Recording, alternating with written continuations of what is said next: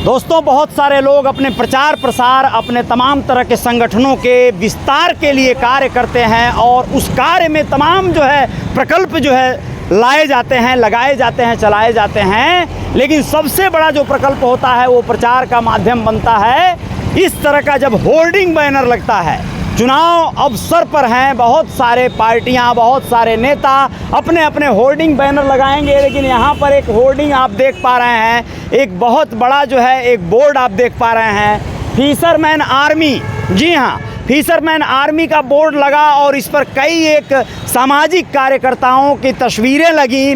उसमें एक तस्वीर मेरी भी आई और उस वजह से मुझे कई लोगों ने कॉल किया, फ़ोन किया कि बहुत बड़ा बोर्ड बैनर लगा है, फिशरमैन आर्मी क्या है।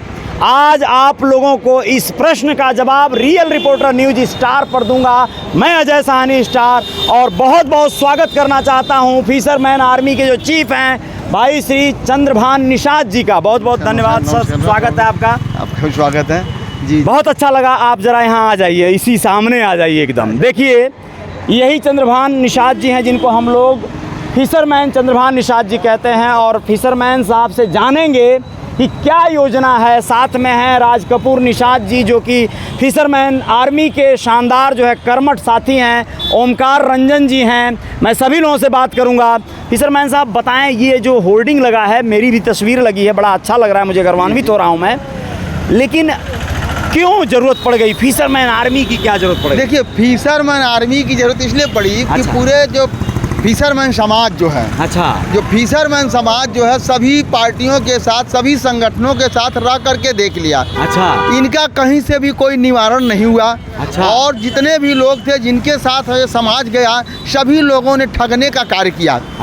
यानी फिशरमैन जो सोसाइटी, यानी एक तरह से निषाद समाज, केवट, मल्ला, जितने भी इस तरह के लोग हैं, जी। आज राजनीतिक पटल पर बहुत उभर के आया है ये समाज। तो इनकी जो संस्थाएं रही हैं, संगठन या पार्टियां, उन लोगों ने सटीक काम नहीं किया, आपको ऐसा लग रहा है? जी, ऐसा लग नहीं रहा है, ऐसा है। ऐसा है, इन लोगों ने सटीक काम नहीं किया और केवल जो गरीब समाज, जितने भी गरीब समाज के लोग हैं, फिशरमैन समाज के लोग हैं, सबको इन लोगों ने बहका करके अपने रोटी को सेकने का काम किया। ये लोग तो ऊपर पहुंच गए, लेकिन जिन लोगों को हम लोगों ने वो सपना दिखाया कि आइए आप इस संगठन के साथ आइए, इस संगठन के साथ आइए और आपका भविष्य उज्ज्वल होगा, आपको बेहतर क्वालिटी की शिक्षा मिलेगी, बेहतर क्वालिटी की दवा मिलेगी, तमाम सुविधाओं को आप लोगों को लैस किया जाएगा। लेकिन उन लोग जो है इस पर खरे नहीं उतरे। खरे न उतरने की वजह से जो नीचे जितने लोगों को हम लोगों ने जोड़ा, जितने लोगों को लाया, उनके तरफ से बार बार मुझसे सवाल पूछा जा रहा था कि आप इतने सपने दिखा करके जो हमको यहाँ पर लाए हैं और ये नहीं हुआ, तो अब हम क्या करें, अब आप ही से हमको जवाब चाहिए। जी। तो उस स्थिति में मैंने फैसला किया, इससे हम किसके संगठन में लेकर जाएंगे, मैं किसका जवाब दूंगा। इसलिए मैं खुद को, अपने आप को फिशरमैन आर्मी का गठन करके अब मैं लोगों को सामाजिक जो न्याय, जो संविधान के दायरे में रह करके सामाजिक न्याय जो मैं दिलाने के लिए कार्य करूंगा। और आप देखेंगे कि आप उस बोर्ड पर देखेंगे सबसे ऊपर जो लगा हुआ है वैज्ञानिक का फोटो है, सच्चाई की राह, सच्चाई के वैज्ञानिकों का फोटो है। ये सब विदेशी वैज्ञानिक जो हैं, दुनिया के अलग अलग देशों के, अलग देश, वो अलग अलग इन्वेंशन किए हैं, उन लोगों का फोटो डालने का भी लॉजिक बता दीजिए। उनका ये मतलब है, देखिए वह इसलिए मैं डाला गया हूँ कि जो मानव समाज का आप देखेंगे जो विकास की गति जो बढ़ी है, इनकी देन है। इनकी देन की वजह से जो विकास हुआ है, जो बदलाव हुआ है, जो विश्व पटल पर जो बदलाव हुआ। अभी आप देखेंगे जो सबसे पहले जो लगा है, ये न्यूटन टेस्ला साहब का। जो न्यूटन टेस्ला थे, न्यूटन टेस्ला ने ऐसी बिजली का आविष्कारक किया और बिना वायर का उन्होंने सिग्नल भेजना चालू किया, mobile phone, TV, radio, satellite का उन्होंने आविष्कार किया। क्या बात है। यानी आप भगवान, देवी देवता और तमाम तरह के आदर्शों का लोग जो लगाते हैं फोटो, तस्वीरें, तो आपका मानना ये है कि ये लोग न होते अगर, तो इस दुनिया में जो आज हम लोग लाइट, बिजली, टेलीफोन, मोबाइल या इस वायर का, इस माइक का यूज कर रहे हैं, ये सब नहीं मिल पाता। ये सब नहीं मिल पाता, ये सब चीज़ नहीं मिल पाता। ये वैज्ञानिक की देन। जो देखिए दूसरे स्थान पर आप हैं, ये चार्ल्स डार्विन है। जो चार्ल्स डार्विन दुनिया के सबसे बड़े जीव वैज्ञानिक है, चार्ल्स डार्विन है।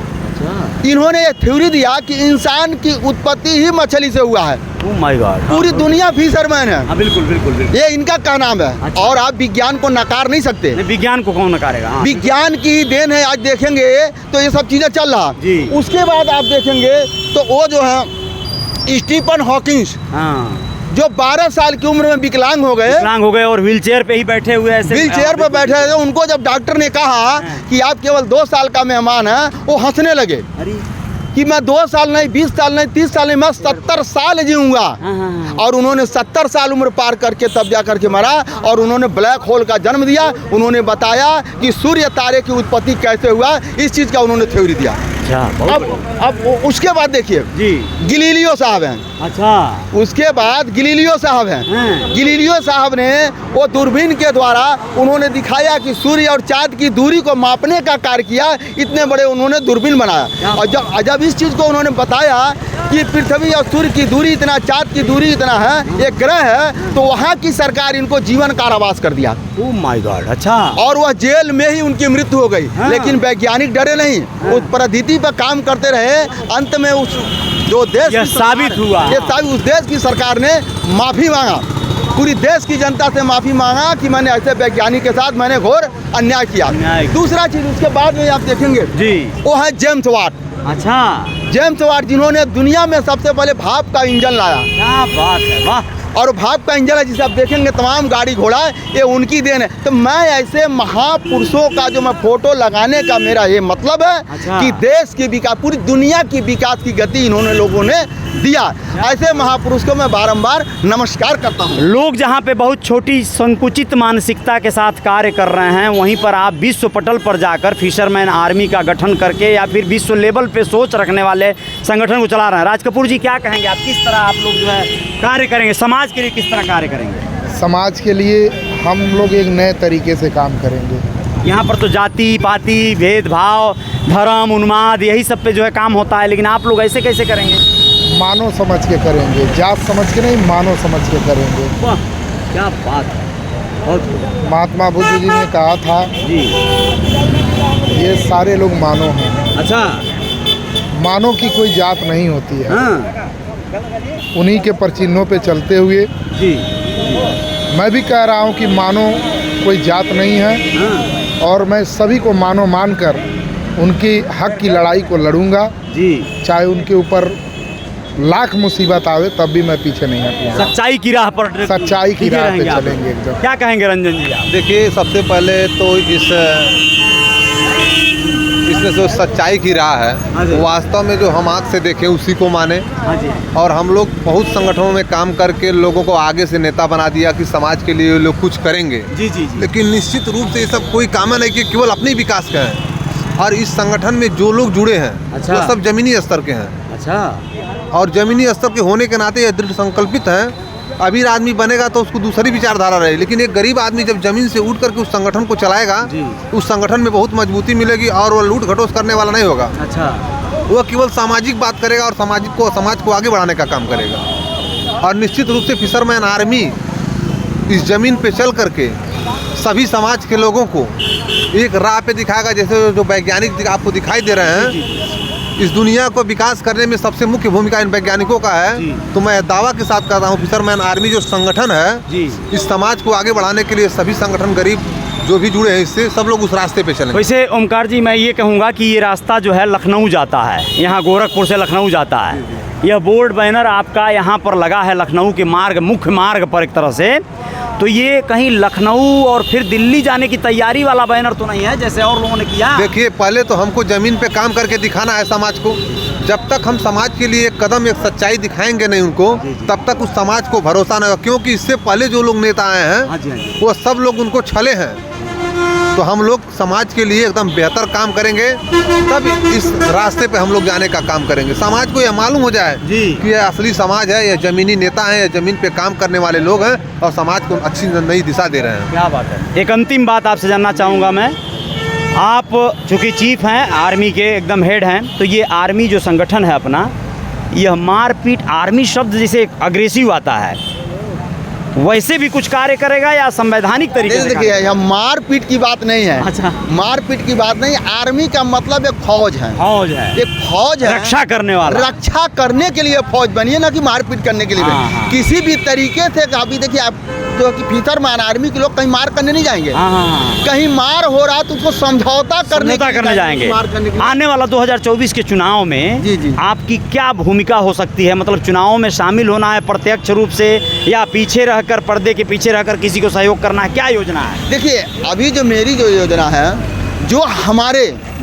लोगों को जो हक की बात करेगा, मैं उनके साथ रहूँगा। क्या बात, अगर जो मेरे हक की बात करेगा, जो मेरे विचारों को मानेगा, उनके साथ जो मेरी समस्याओं को सुनेगा और करने के लिए संकल्पित होगा, मैं उसके साथ रहूंगा।